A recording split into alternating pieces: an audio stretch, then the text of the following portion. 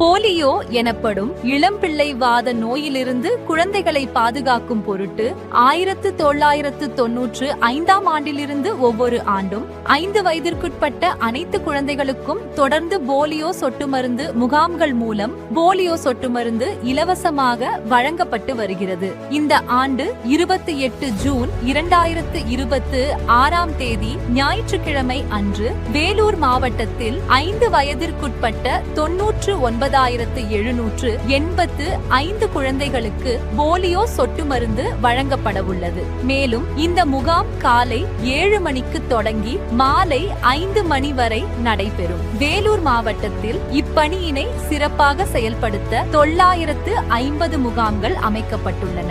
இந்த ஆண்டும் கூடுதலாக தேசிய நெடுஞ்சாலைகளில் உள்ள சுங்கச்சாவடிகளிலும் முகாம்கள் ஏற்படுத்தப்பட்டுள்ளன.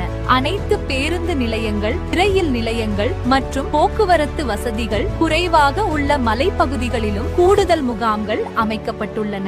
இது மட்டுமல்லாமல் அண்டை மாவட்டங்கள் மற்றும் மாநிலங்களிலிருந்து பணி மற்றும் வியாபாரம் நிமித்தமாக நமது மாவட்டத்தில் வந்து தங்கியுள்ள கட்டுமான பணியாளர்கள், மேம்பால பணியாளர்கள், சாலை விரிவாக்க பணியாளர்கள், பொம்மை விற்பனையாளர்கள் மற்றும் இலங்கை வாழ் தமிழர்கள் ஆகியோருக்கும் சிறப்பு முகாம்கள் மூலம் போலியோ சொட்டு மருந்து வழங்க ஏற்பாடு செய்யப்பட்டுள்ளது.